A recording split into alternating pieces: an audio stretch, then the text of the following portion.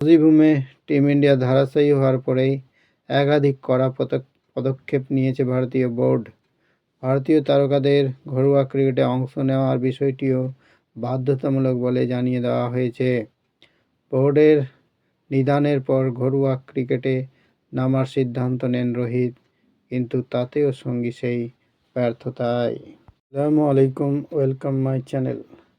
বোর্ডের ফতোয়ায় রঞ্জিতে নেমেও ফ্লপ, দ্বিতীয় ইনিংসে কত রান করলেন রোহিত। বোর্ডের ফতোয়ায় রঞ্জিতে খেলছেন বটে, কিন্তু রোহিত শর্মার ব্যাটে রান আসছে না। এই অবস্থা জাতীয় দলের অন্যান্য তারকাদেরও। হেভিওয়েট ক্রিকেটারদের নিয়েও জম্মু কাশ্মীরের বিরুদ্ধে কার্যত মুখ থুবড়ে পড়েছে মুম্বাই।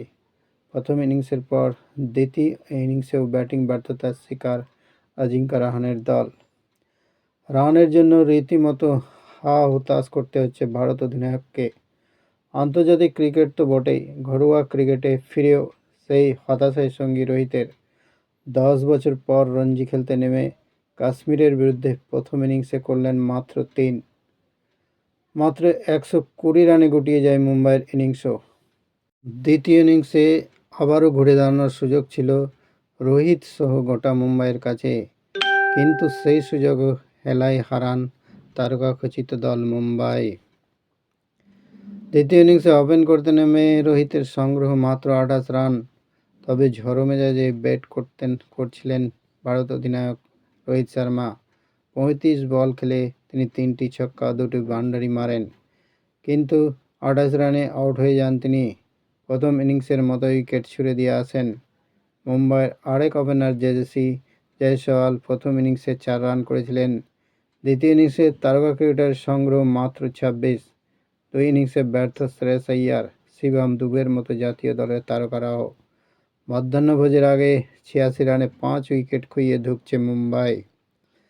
সাম্প্রতিক সময়ে একাধিক বিতর্ক ধেয়ে এসছে ভারতীয় ক্রিকেটের দিকে, যেখানে কাঠগড়ায় অধিনায়ক রোহিত।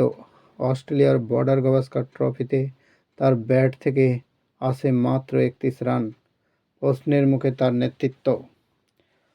মুজিবুমে টিম ইন্ডিয়া ধারাশায়ী হওয়ার পরেই একাধিক কড়া পদক্ষেপ নিয়েছে ভারতীয় বোর্ড। ভারতীয় তারকাদের ঘরোয়া ক্রিকেটে অংশ নেওয়ার বিষয়টিও বাধ্যতামূলক বলে জানিয়ে দেওয়া হয়েছে। বোর্ডের নিদানের পর ঘরোয়া ক্রিকেটে নামার সিদ্ধান্ত নেন রোহিত, কিন্তু তাতেও সঙ্গী সেই ব্যর্থতায়।